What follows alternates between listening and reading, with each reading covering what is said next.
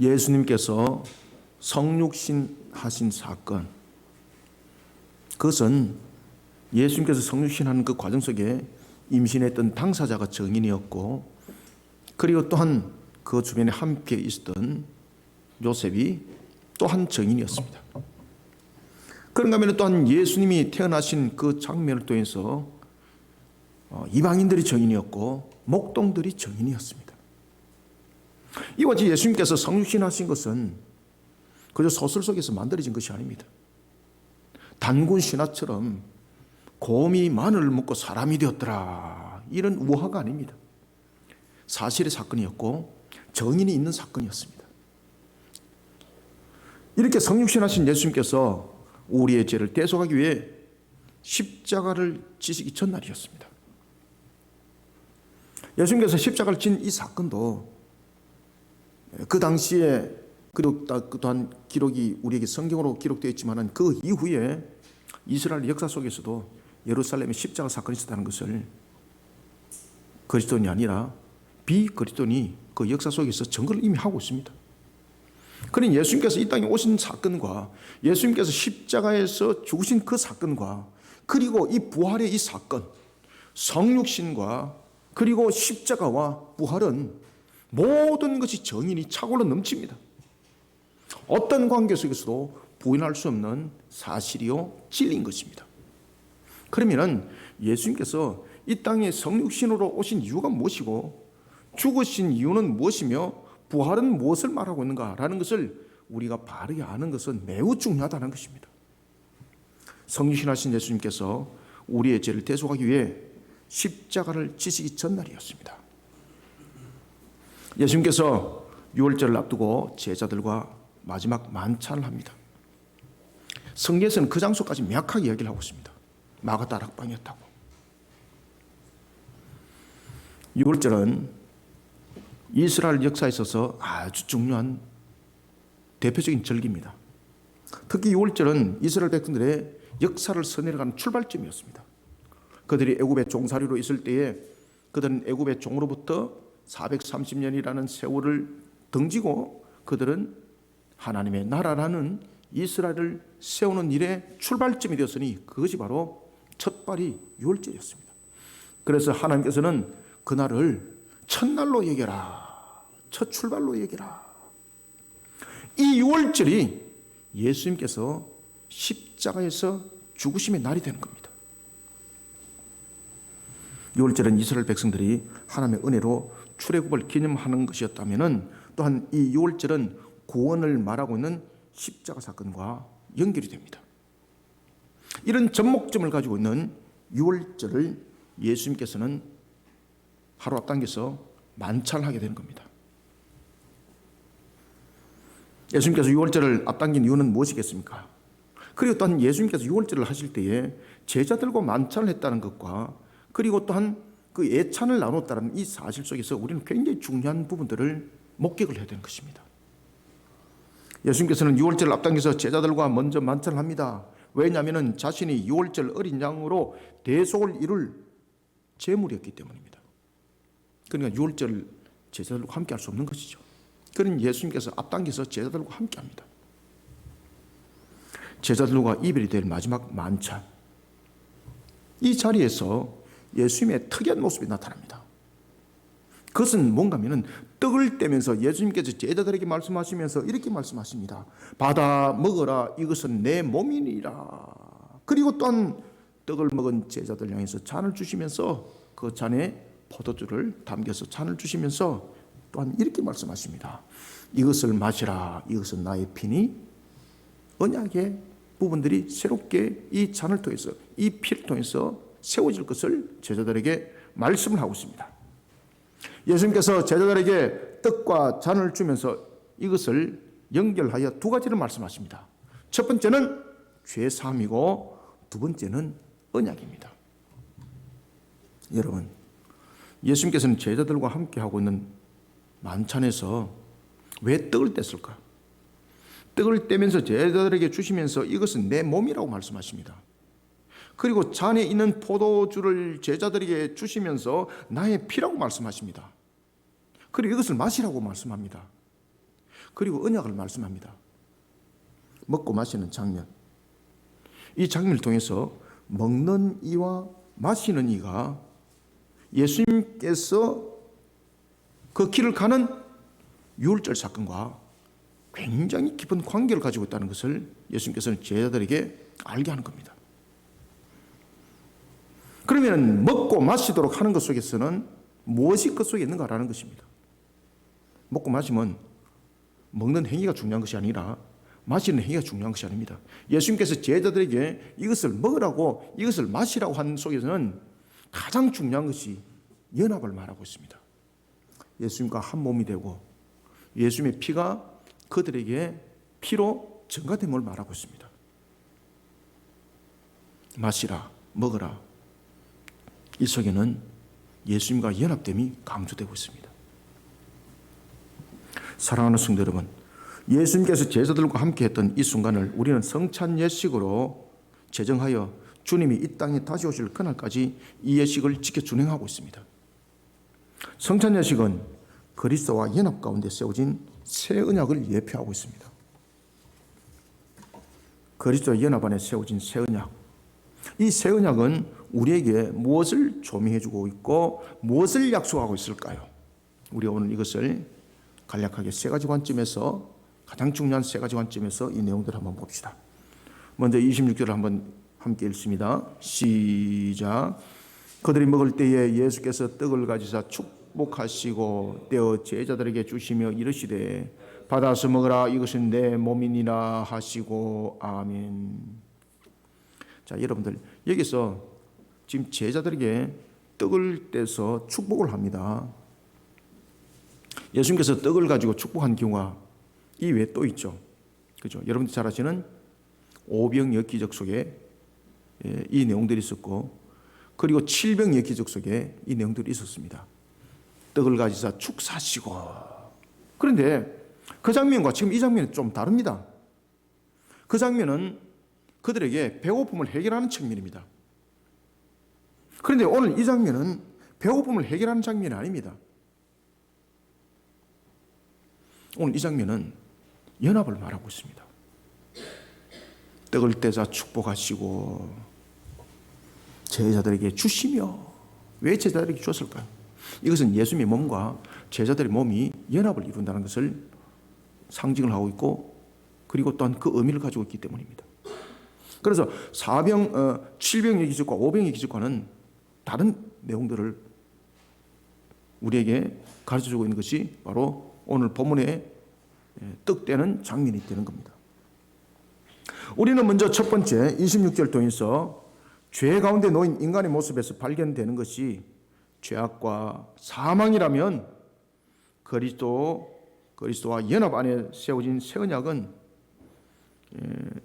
죽을 몸이 새 생명으로 살아나는 구원의 언약을 약속하고 있다는 것을 우리는 잊지 말아야 됩니다. 죄 가운데 놓인 인간의 모습에 의해서 발견되는 것은 죄악과 사망입니다. 그런가 하면 그리스도와 연합 안에 세워진 새 언약은 죽을 몸이 새 생명으로 살아나는 구원의 언약을 약속하고 있습니다. 지금 예수님께서 떡을 떼는 장면은 이 모습입니다. 예수님께서 6월 만찬 석상에서 오실 메시아에 대한 언약의 성취를 이루시고 오신 메시아를 통해 새 언약인 신약이 시작되었음을 선포합니다. 지금 예수님께서 떡을 떼는 이 장면, 그리고 만찬의 장면, 그리고 또한 6월절을 앞당겨서 지금 6월절에 대한 부분들을 지금 행하고 있거든요. 이 장면 속에서는 그저 이 만찬이 있었구나, 이게 아닙니다. 이 장면은 무엇을 말하고 있는가 하면은 오실 메시아와 오신 메시아를 통해서 어떤 효력이 바라는가를 예수님께서 이 장면을 통해서 지금 설명하고 있는 겁니다. 가르치고 있는 겁니다.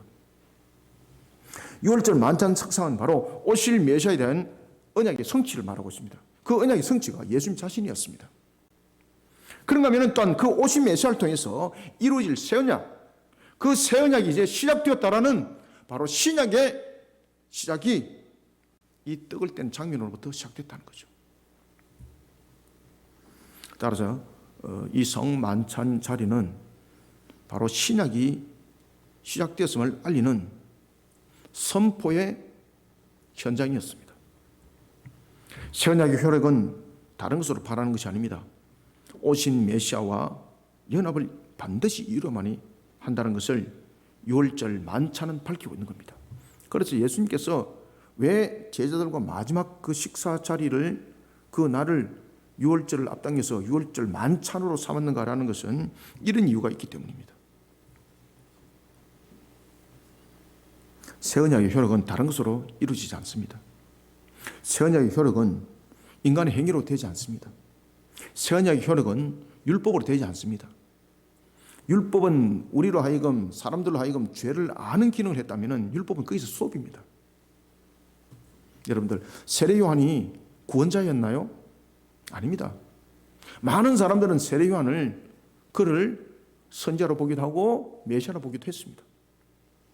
그런데 세례 요한의 역할은 예수님이 오는 길을 예배하는 그것이 그의 사역이었습니다.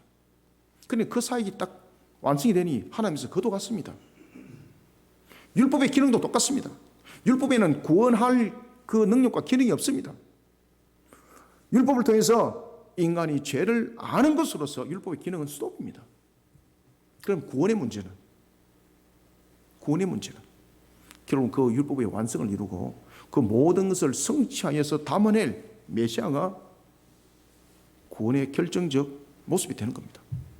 바로 유월절의 만찬이 이것을 선포하는 장면이었고 장소였습니다. 이와 같이 새 언약의 효력은 다른 것으로 발해지는 것이 아니라 오신 메시아와 무엇을 이루어야 되는 것입니까? 연합을 이루어야 되는 거예요. 연합을. 아시겠습니까? 이 새 언약은 인간의 어떤 지식과 인간의 어떤 능력과 인간의 행위로 되는 것이 아닙니다. 오직 오신 메시아와 연합을 이루었을 때만이 새 언약은 이루어지는 것입니다. 이것을 유월절 만찬에서 예수님께서 밝히고 있는 겁니다. 그래서 떡을 떼면서 이것은 내 몸이니 먹으라라고 말씀을 한 겁니다. 이게 너희들 만나는 거 한번 먹어볼래? 이게 아닙니다. 너희들 나와 이제 이별을 하니까 마지막으로 나와 같이 먹는 것을 이별을 하자, 이런 측면에서 주는 것 아닙니다. 바로 연합을 말하고 있습니다. 그래서 내 몸이라고 말씀하는 거예요. 내 몸. 떡 먹으라 이게 아니에요. 내 몸이라고 말씀하시는 거예요.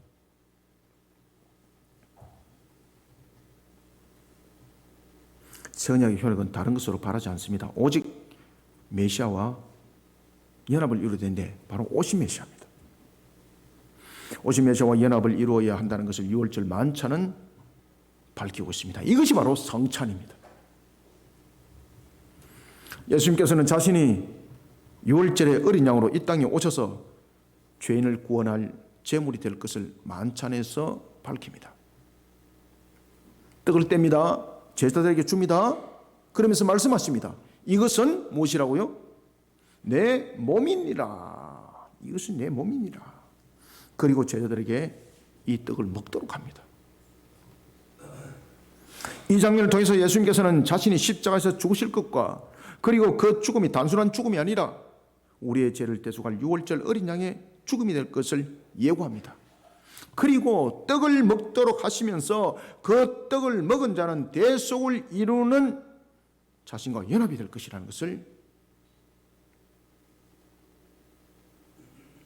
지금 예고하고 있는 겁니다. 그 대속의 효력이 발하게 될 것을 알게 하고 있습니다.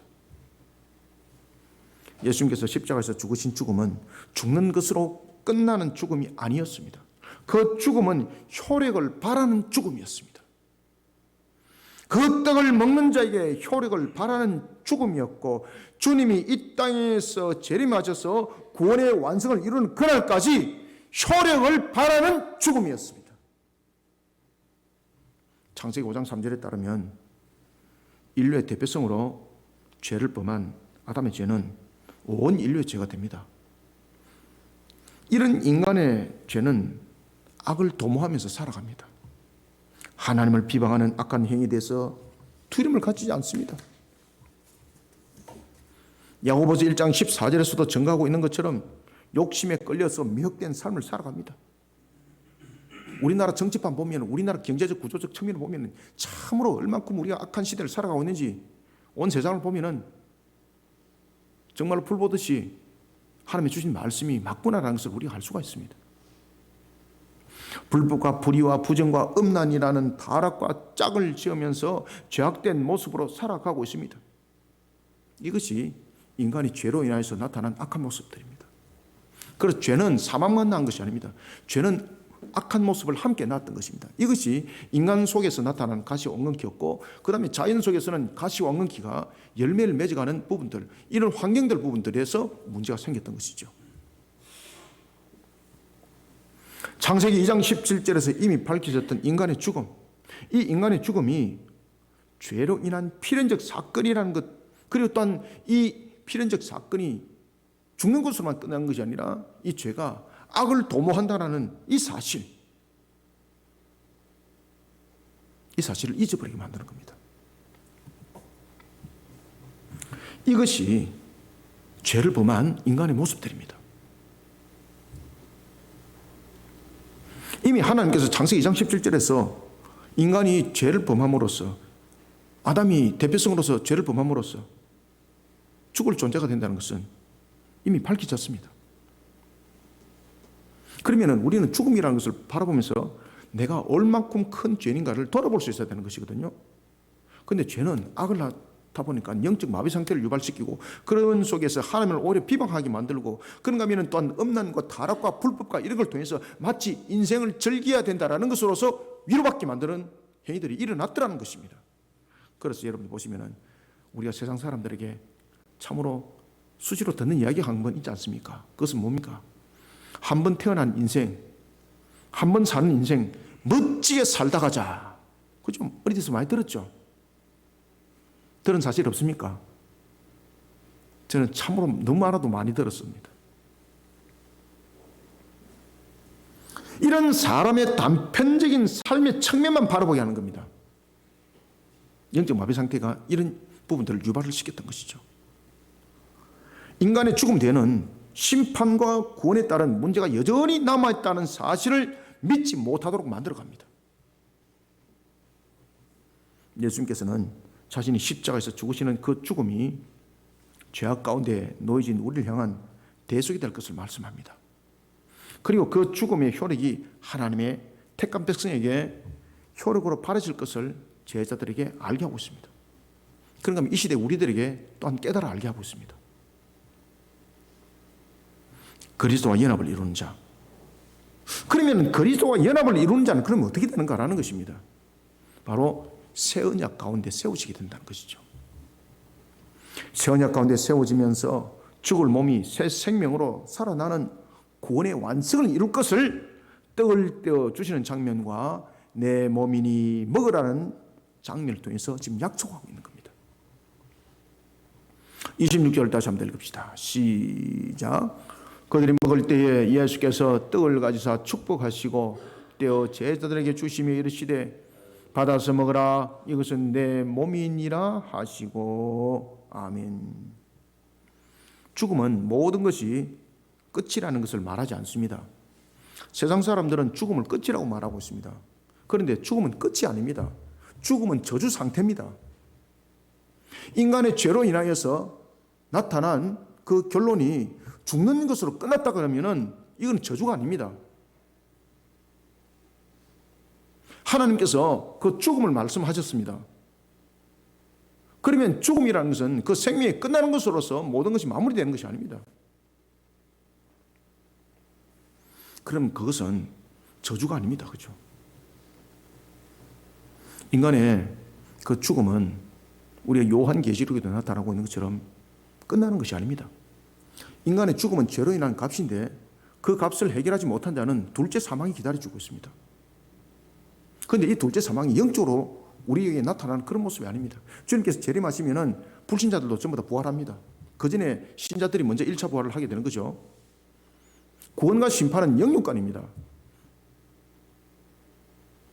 그렇기 때문에 죽음은 끝이 아닙니다. 그러나 마귀의 세력은 이러한 속에 우리로 하여금 이 사실에 대해서, 이 진리에 대해서 믿지 못하도록 만들고 있습니다. 이것이 지금 세상의 기류지 않습니까? 죽음은 모든 것이 끝나는 것을 말하지 않습니다. 죽음 이후에 진짜가 시작됩니다. 죄 가운데 놓인 인간 세상에서는 이런 사실을 진리가 아니라 가설로 받아들이도록 마귀가 공작을 펼치고 있는 것이죠. 그것이 에베소서 2장 1절의 말씀이고 베드로전서 5장 8절의 말씀 아니겠습니까? 죽음은 인간의 죄로 인한 것이고 죽음은 끝이 아니라 진짜가 시작되는 것을 영적 마비 상태에 놓인 세상 사람들은 알기를 거부합니다. 예수님께서는 십자가 사건을 예표하고 있는 만찬에서 자신의 죽음이 유월절 어린 양의 대속이 될 것과 그 죽음이 효력을 발할 것을 분명히 지금 말씀하고 있습니다. 그것이 바로 받아서 먹어라 이것은 내 몸이니 라는 말씀입니다. 그렇죠. 연합 안에 세워지는 것을 말합니다. 효력을 발하려면 먼저 연합이 돼야 됩니다. 그렇죠. 그래서 여러분 순서를 잘 보십시오. 잔을 먼저 줬나요? 아니면은 떡을 먼저 줬나요? 잔과 떡은 차이가 있습니다. 성경을 잘 구분해보셔야 됩니다. 잔은 죄삼을 말하고 있습니다. 근데 떡은 무엇을 말하고 있을까요? 떡은 죄삼 아닙니다. 아시겠습니까? 떡은 그 죽음과 함께 연합되는 겁니다. 지금 이해되고 있습니까? 먼저 순서가 연합이 되고 난 뒤에 죄삼입니다. 그래서 떡을 먼저 먹으라고 말하는 겁니다. 받아서 먹어라 이것은 내 몸이니라. 그리스도와 연합 안에 세워진 자는 죽음으로 끝나는 인생이 되지 않습니다. 그래서 먼저 연합이 성립돼야 됩니다. 그리스도와 연합을 이루어 심판을 면하고 구원에 이르는 새 생명으로 살아가게 되는 겁니다. 하나님께서 이 사실에 대해 언약하셨다는 것을 잊지 마시길 바랍니다. 그 다음에 두 번째는 27절부터 28절 두 절을 읽읍시다. 시작. 또 잔을 가지사 감사 기도하시고 그들에게 주시며 이르시되 너희가 다 이것을 마시라. 이것은 죄사함을 얻게 하려고 많은 사람을 위하여 흘리는 바 나의 피 곧 언약의 피니라. 아멘. 자, 여기서 우리가 잘 구별해 보셔야 됩니다. 떡은 내 몸이라 라고 말하면서 먹으라 그랬습니다. 이 속에서는 지금 죄사함을 이야기를 하고 있지 않습니다. 그러니까 여기서 중요한 것은 뭔가 하면 연합을 말하고 있고 연합된 자가 이제 영생을 얻게 되는 것을 함께 설명하고 있는 것입니다. 뒤에 나타나고 있는 피는 연합을 말하고 있지 않습니다. 연합된 상태에 있는 자에게 나타날 효력입니다. 그것이 죄사함입니다. 죄사함. 그런데 이 죄사함을 주목을 해보십시오. 그리고 만찬 자석을 주목을 하십시오. 예수님께서 말씀하신 것을 논하여서 구분하여서 볼 줄 알아야 됩니다. 그것은 뭔가 하면 죄사함을 얻게 하는데 많은 사람을 위하여 딱 이 단어를 딱 쓰고 있습니다. 그렇죠? 그냥 예수님께서 죄사함을 얻게 하려 함이라 이렇게 하면 되잖아요. 그런데 마태가 이 부분들을 명확하게 지금 밝히고 있습니다. 이게 왜 그런가 하십니까? 마태가 여러분들 잘 아시는 것처럼 그가 1장 1절에서 무엇을 증거하고 있습니까? 유대인들을 향해서 이야기를 하고 있을 때에 언약에 관해서 이야기하잖아요. 그죠? 아브라함과 다윗의 계보라 하면서 그 내용들을 밝히고 있지 않습니까? 여기서 그러면 많은이라는 단어를 왜 들고 나왔을까라는 것입니다. 이게 마태에 예수님께서 말씀하신 것을 의도적으로 지금 증거를 딱 하고 있는 겁니다. 그것은 바로 예수님이 아담의 언약의 성취자라는 것입니다. 그리고 이 많은이라는 것은 대표성과 연결이 됩니다. 따라서 우리는 두 번째 27절부터 28절 통해서 죄악 가운데 놓인 인간의 모습이 사망 아래에서 죄의 종노릇을 하고 있다면 그리스도와 연합 안에 세워진 새 언약은 하나님으로부터 택감을 받은 자에게 누구로? 하나님으로부터 택감을 받은 자입니다. 아시겠습니까? 하나님으로부터 택감을 받은 자에게 죄로부터 자유함을 약속하고 있습니다. 자, 오늘 여러분들 27절과 특히 이제 27절과 28절을 딱 주목하셔야 됩니다. 정신 바짝 차리셔야 됩니다. 그래서 성경을 볼 때에 확실히 볼 수 있어야 돼요, 여러분들요. 예수님께서 만찬을 통해서 떡을 떼서 제자들에게 줍니다. 이 순서죠. 그죠? 잔을 먼저 안 돌리죠. 그죠? 떡을 떼는 이유는 무엇입니까? 먼저 연합이 일어나야 됩니다. 자, 여러분들, 우리가 구원의 여정에 보면은 제일 먼저 나타나는 것이 예수님께서 우리의 복음을 통해서 우리에게 구원의 메시지를 전가할 때에 우리가 복음을 전합니다. 그때에 제일 먼저 죄사함부터 안 일어나요. 그들을 소명 가운데 부르죠.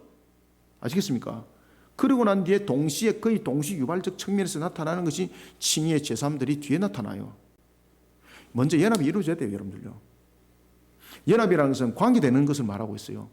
연합이라는 것은 무엇을 말하고 있는가 하면 아무나 연합이 되는 것을 말하고 있지 않습니다. 그래서 오늘 만찬성에서 보면은 대중들 향해서 만찬을 하고 있나요? 아니면 제자들인가요? 제자들입니다. 아시겠습니까? 그래서 택한 백성을 말하고 있습니다. 죄사함은.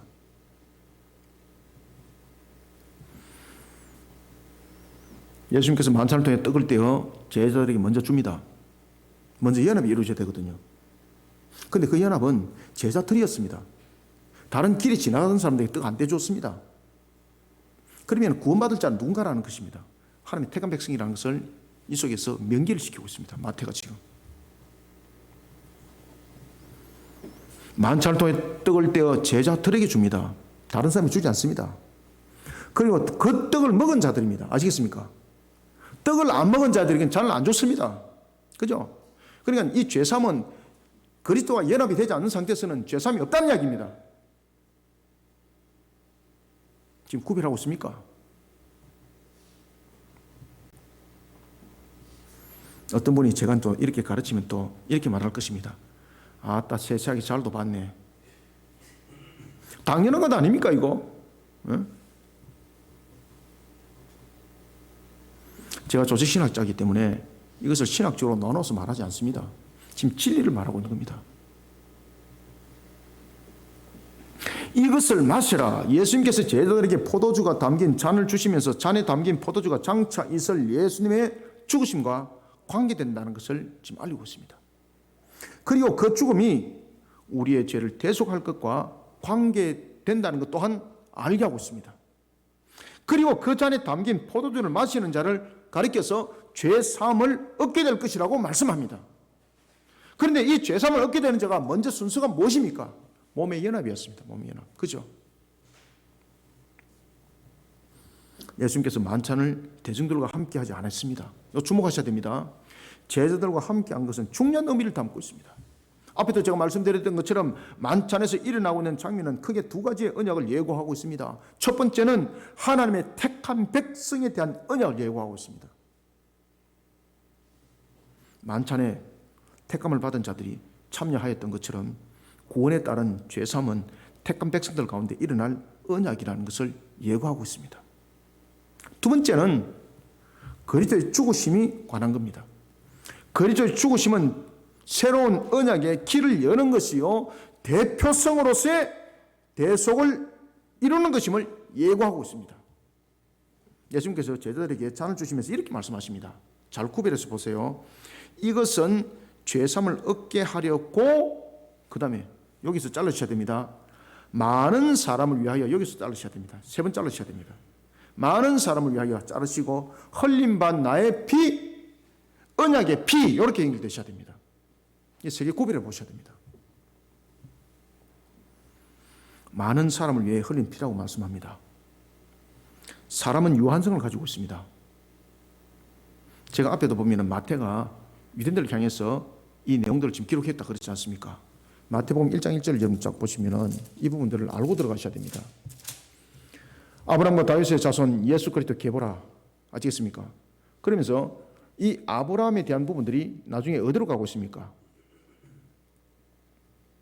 아브라함에 대한 부분들이 예수 그리스도로 그 계보가 이어지는 것을 볼 수가 있습니다. 언약의 성취 아니겠습니까? 근데 언약의 성취가 죄삼이거든요. 근데 이 죄삼은 한 사람의 죄삼이 아닙니다. 온 인류의 죄삼이 함께 접목점을 이뤄야 됩니다. 그러면 무엇이 문제가 되는가 하면 대표성이 문제가 됩니다.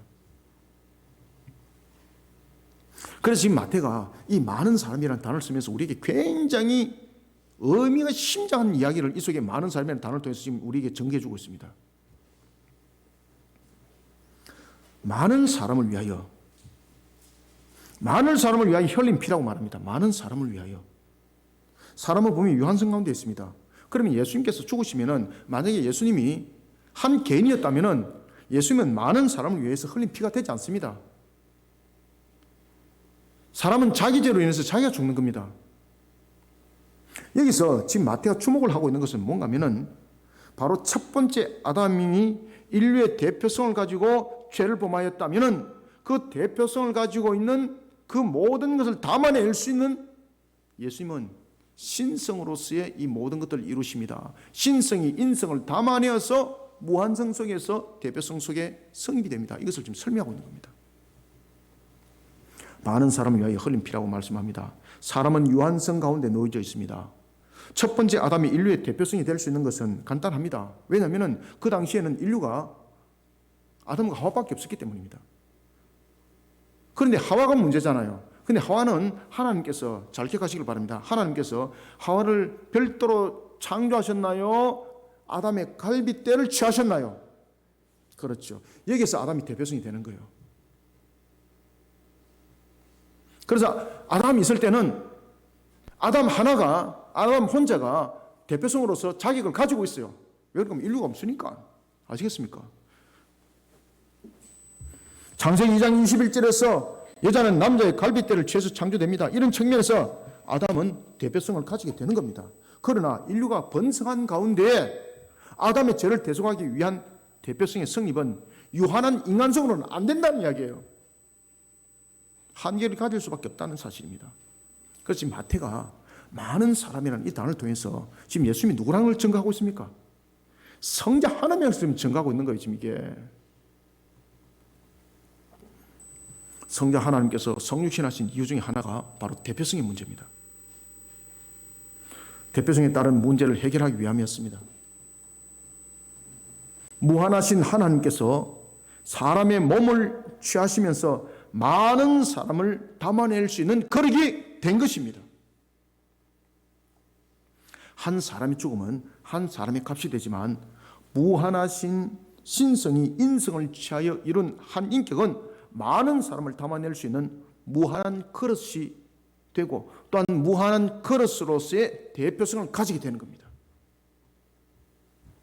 그리스도께서 십자가에서 흘리신 피가 대속을 이룰 때에 이 죽음의 피는 많은 사람인 하나님의 택한 백성들을 구원할 대표성으로서의 대속의 값이 된다는 것을 마태가 지금 말하고 있는 거예요.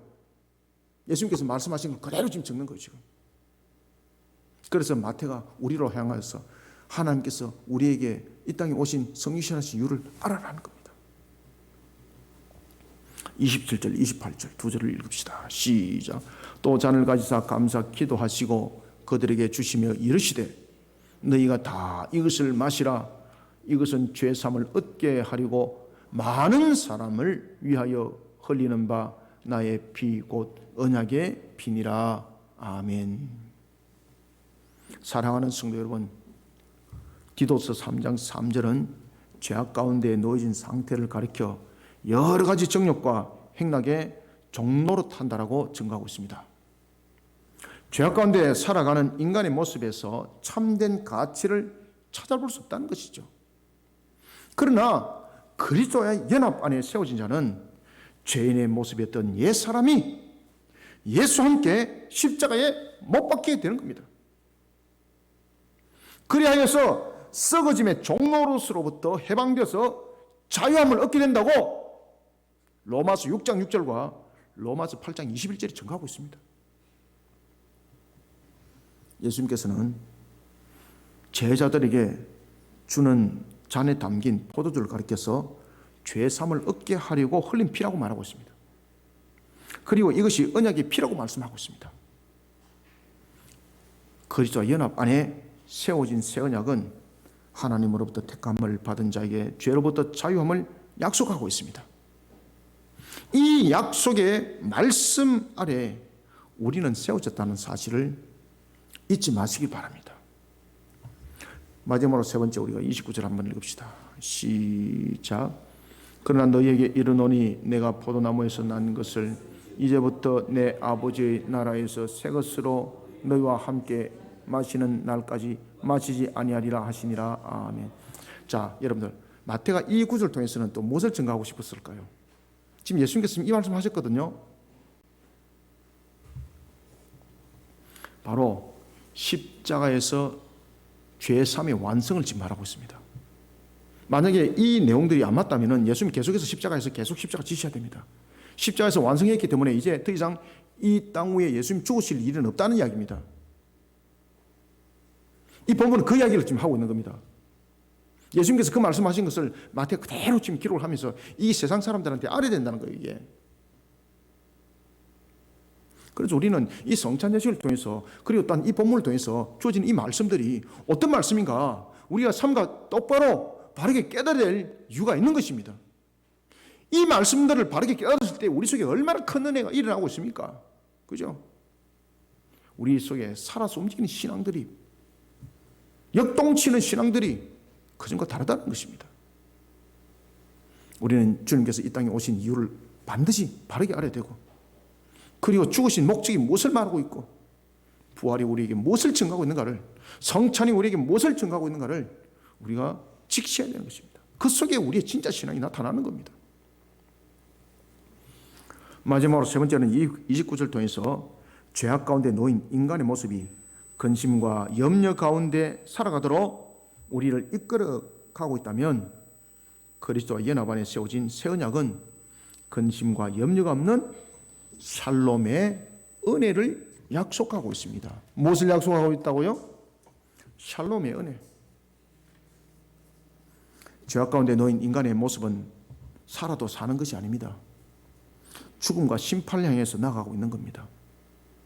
시편 107편 10절의 말씀처럼 이런 소망과 희망이 없는 삶의 모습을 가리켜서 사망의 그늘 아래 살아간다고 말하는 겁니다. 이런 사망의 그늘 아래 살아나가는 존재 속에 나타나는 것은 뭔가 하면요, 공고와 쇠사슬의 매임에 당한 상태로 살아가는 겁니다. 그러니까 늘 근심이 있고 염려가 끊어지지 않는 겁니다. 이게 정신질환에서 나타나는 것 아닙니다, 여러분들. 물론 이제 그런 치료도 이제 필요하지만은 무엇보다 중요한 것은 우리의 죄에 대한 근본과 우리의 상태에 대한 근원을 바르게 아는 것이 매우 중요합니다. 그런데 이런 것이 전혀 생략되어 버리고 그저 이것을 정신질환으로만 치료를 하고 있고 이런 부분들로 이야기를 되니까 그냥 공주에 뜨가 있는 겁니다. 우리가 사망의 그늘 아래 놓이는 이 상태 속의 세상은요, 공고 속에 쇠살 속에 매이가 있기 때문에 근심과 염려는 끊어지지 않습니다. 해결 안 됩니다. 그래서 예수님께서 이 만찬장을 통해서 말씀을 주고 있는 겁니다. 그래서 우리로 하여금 신앙을 세워나가라는 겁니다. 그것이 우리로 하여금 근심과 염려를 이길 수 있는 방법들입니다. 예수님께서는 제자들과 함께 하고 있는 만찬 자리에서 두 가지를 약속합니다. 첫 번째는 만찬이 대속을 이룰 십자가 사건과 연결될 것을 약속합니다. 29절에서 그 이야기를 하죠. 포도나무에서 난 것, 이것은 무엇입니까? 십자가에서 이루어질 대속의 사건입니다. 예수님의 피 흘리심을 말하고 있습니다. 그리고 그 대속의 피 흘림에 연합된 그리스도인의 죄사함을 약속하고 있습니다. 그러니 십자가에서 이룬 죄사함은 반복해서 진행될 내용이 아니라 단번에 완성된 죄사함의 사건이라는 것을 포도나무에서 난 것을 통해서 증거하고 있습니다. 그래서 29절에 보면 이렇게 말씀하고 있죠. 내가 포도나무에서 난 것을 이제부터 내 아버지의 나라에서 새 것으로 너와 함께 마시는 날까지 마시지 아니하리라 라는 이 말씀 가운데서 포도나무에서 난 것은 십자가에서 이루신 대속의 죽음을 가리키고 있고, 내 아버지의 나라에서 새 것으로 너희와 함께 마시는 날까지 마시지 않겠다는 것은, 이 말씀은 십자가에서 이루신 대속의 완성을 말하고 있습니다.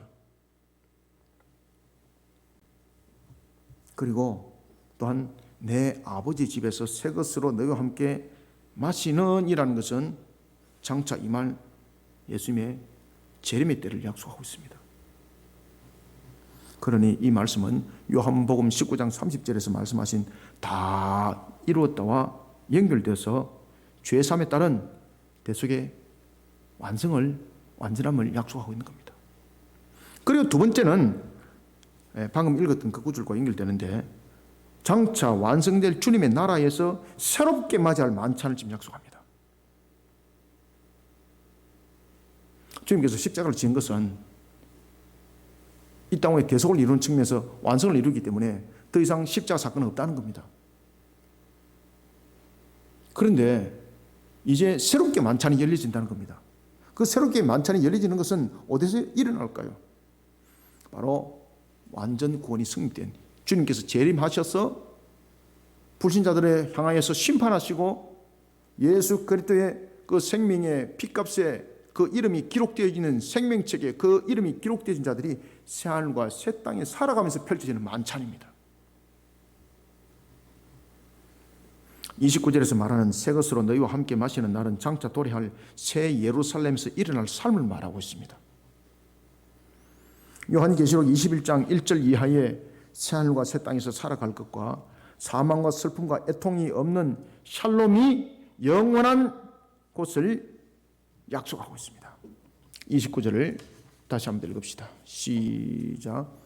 그러나 너희에게 이르노니 내가 포도나무에서 난 것을 이제부터 내 아버지의 나라에서 새 것으로 너희와 함께 마시는 날까지 마시지 아니하리라 하시니라. 아멘. 사랑하는 성도 여러분, 죄악 가운데 놓인 인간의 모습이 근심과 염려 가운데 살아가도록 우리를 이끌어가고 있다면 그리스도와 연합 안에 세워진 우리는 새 언약 가운데 놓여진 자들입니다. 새 하늘과 새 땅에서 영생 복락을 누리면서 살아갈 존재가 됐다는 것을 말하고 있습니다. 우리를 향해 근심과 염려가 없는 샬롬의 은혜를 약속하고 있다는 사실을 잊지 마시길 바랍니다. 말씀을 읽겠습니다. 성찬여식은 하나님께서 우리를 향해 베푸신 은혜의 세 가지 수단 가운데 하나입니다. 여러분들이 이미 잘 아시고 있는 것처럼 예배 가운데 세워진 말씀과 기도와 성례죠. 그죠? 그 성례 안에는 세례와 성찬이 있더라. 성찬예식은 죄사함과 부활에 따른 영생과 복락을 누릴 구원의 완성을 함께 말하고 있습니다. 그러니 성찬의 예식은 주님이 이 땅에 다시 오실 그날 자연스럽게 마무리된 예식입니다. 그래서 주님께서 재림하시면 더 이상 이제 그 성찬은 없어진다는 것이죠. 그러면은 바로 새하늘과 새 땅에서 새로운 이제 만찬이 일어난다는 겁니다. 인간의 죄는 욕심에 끌려 미혹의 삶을 살아가게 됩니다. 불법과 불의와 부정과 음란이라는 타락의 죄악된 모습으로 살아가게 됩니다. 살아가는 그 자체가 사망을 향해서 나가고 있는 겁니다. 죽음이라는 저주의 사슬에 매여서 살아가는 겁니다. 그러니 늘 공감이 있고 근심이 있고 염려가 있는 겁니다. 죽음을 향해 살아가는 존재. 요한계시록 20장 14절의 불못이라는 곳에 던짐을 당해 죽음의 고통으로 살아가는 둘째 사망이 기다려지는 존재로 살아가는 겁니다. 그래서 우리가 이 땅에서 사는 것이 죽는 것으로 끝나지 않습니다, 여러분들요. 그래서 사람들이 왜 범죄가 더욱더 악랄해지는 거 아십니까? 죽음이라는 것들을 통해서 끝을 알고 있기 때문입니다. 끝으로. 그러니까 내가 살아있는 동안에 한번 누려보자. 그죠? 이렇게 해서 범죄가 더욱더 악랄해지는 겁니다. 죽음 이후에 구원과 심판에 대해서 확실한 부분들을 우리는 가르쳐 나가야 됩니다. 그런 자들이 정말로 유황불못에 던져지는 죽음이라는 고통 속에서 영원히 자결도 하지 못하는 태워지는 영원히 꺼지지 않는 불 속에서 그가 태워져서 고통을 받고 있는데 이 속에 자신이 던짐을 당한다 생각해 보십시오. 그 둘째 사망이라는 유황불못에 던짐을 당한다 생각해 보십시오. 그것이 사실인데 그것을 세상으로 하여금 알고 가는 겁니다. 그러면 사람들이 자세가 달라집니다. 그런데 그렇지 아니하고 인생은 한 번이야. 살다가 죽는 것으로 끝이야. 이왕 사는 거 남에게 사기쳐서라도 한번 떵떵거리면서 한번 살아봐야 되겠어. 그러니까 여러분 보십시오. 이 세상에 살아가면서 음란한 죄들이 얼마나 많고 불법적이고 탈법적이고 이런 부분들이 죄들이 얼마나 많습니까? 우리가 죽는 것으로 끝나는 것이 아니라 그 이후에 새로운 시작이 된다는 것을 우리는 반드시 기억하셔야 됩니다. 그래서 특히 정치하고 이 사회를 이끌어가는 지도자들 계층 속에 있는 뿐만 아니라 거기에 속해 있는 모두들은 예수 그리스도를 믿은 이 믿음 속에서 이 심판과 구원에 대한 확실한 신앙을 가지고 세상을 살아가야 돼요, 여러분들요. 그래야만이 나라를 향해서 세워져서 일하는 것도 똑바로 하죠. 표들 때만 교회 가가지고 제가 주님을 사랑합니다. 주님이 저를 사랑하십니다. 저를 세우셨습니다. 이래놓고 표가는데 온갖 더러운 짓을 혼자 다 하고 앉아가 있고.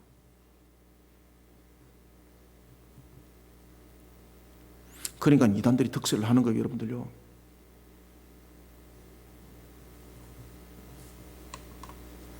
둘째 사망이 기다려주고 있습니다.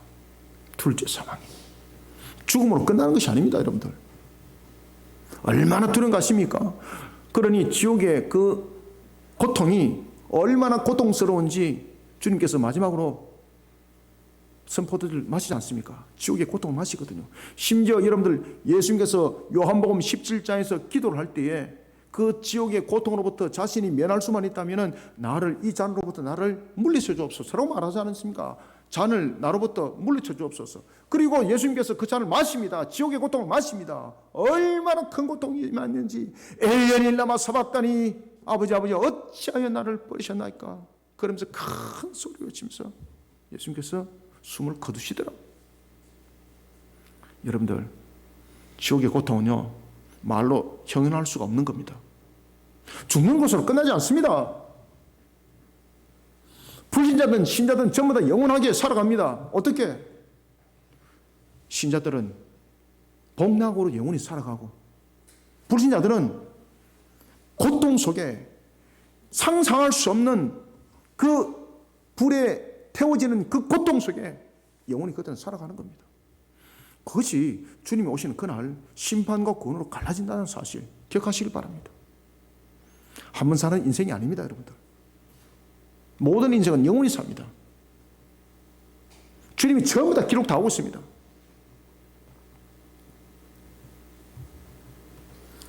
그리스도와 연합 안에 세워진 자, 죽을 몸이 새 생명으로 살아나는 새 언약 가운데에 놓여지게 됩니다. 구원의 은혜를 약속하고 있습니다. 그리고 죄악으로부터 더 이상 종로로 타지 않는 자유함과 근심과 염려가 없는 샬롬의 은혜가 약속이 되고 있습니다. 사랑하는 성도 여러분, 그리스도와 연합 안에 세워진 사랑하는 성도 여러분, 우리는 그리스도와 연합 안에서 새 언약의 언약 가운데에 자신이 세워졌다는 것을 항상 잊지 마시기 바랍니다. 이러면 우리는 큰 은혜 가운데 살아갑니다, 여러분들. 생명을 온 우주를 주고 사보십시오.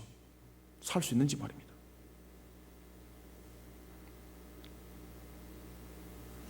아랫게 저 우주를 향해서 쏘아 올렸던 그 로켓 1000대도 여러분의 생명과 못 바꿔요. 온 우주를 주고도 생명은 살 수 없어요.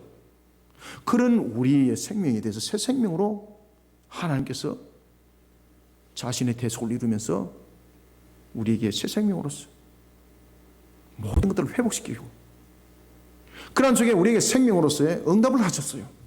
이런 우리는 주님의 큰 은혜 가운데 살아가는 자들입니다. 비록 세상에 살아가는 것이 힘들고 공감이 있을지라도 절망하거나 낙망하지 마시길 바랍니다. 오늘도 새 은혜 가운데에 살아가고 있습니다. 새 언약의 은혜 가운데에 세워진 저와 여러분들입니다. 세상 가운데 이것을 우리는 자랑스럽게 증거해야 됩니다. 심판과 구원과 함께 우리의 이 모습들을 자랑스럽게 증거해야 됩니다. 이런 정인의 삶을 살아가기를 주님의 이름으로 축원합니다. 하나님 감사합니다. 주님의 주신 은혜 속에 오늘도 우리를 하여금 성찬을 통하여 주신 말씀 삶과 만반적에 잘 새기고 깨닫기를 원합니다. 인생은 한 번 살다 죽는 것으로 끝나는 것이 아니라 심판과 구원이 있으며 그 속에는 영생과 영벌이 있음을 다시 한번 우리 속에 되새기고 새기게 하신 살아계신 하나님, 우리로 하여금 영생 복락에 이르는 길을 열어주시고, 또한 그 길을 열어주실 때 주님께서 우리와 함께 연합을 이루시고 그 대속을 우리에게 증가하심으로 우리는 복락에 영생하며 살아갈 수 있는 길을 주께서 열어주셨습니다. 오늘도 우리는 이런 큰 은혜 가운데 살아가고 있는 자들입니다. 비록 세상 속에 살아가고 있는 것이 찌들리고 힘들고 참으로 세상 속에 당하고 있는 여러 가지 환난 속에서 어려움은 있지만 어찌 우리의 장차 임할 영생 복락이 지금 현세의 모습들 속에 지배를 당할 수 있겠습니까? 오늘도 우리의 모습들 속에 하나님의 영광을 바라보며 장차 임할 새하늘과 새 땅의 우리의 삶들을 바라보면서 오늘도 세상 속에 하나님의 영광의 결실로 살아가는 우리 성도들이 되게 하여 주옵소서. 이런 가운데 우리는 자신이 하나님께서 세우신 새 언약 가운데 자신이 세워진 것을 자랑스럽게 증거해 나가는 정인의 삶을 살아가기 부족함이 없게 해주시고 난 그러한 삶들 속에 주님의 결실을 세상 속에서 더욱더 풍성하게 맺어가 하나님 영광 되게 하여 주옵소서. 살아계신 하나님, 눈에는 보이지 않지만 오늘도 불꽃 같은 눈동자로 우리를 지키시고 이끌으시는 살아계신 하나님, 오늘도 진리의 말씀으로 우리를 새롭게 해주시고 진리의 말씀으로 우리의 근본들을 견고하게 세워주시니 감사합니다. 오늘도 주신 말씀이 우리 속에 이 한날에선 금의 말씀이 되게 하시며 혼과 육과 골수를 찔러쪼게 해주시고 생명수의 말씀이요 복된 말씀으로 오늘도 살아가는데 힘이 되고 능력이 되게 하여 주옵소서. 예수님 이름으로 기도드립나이다. 아멘.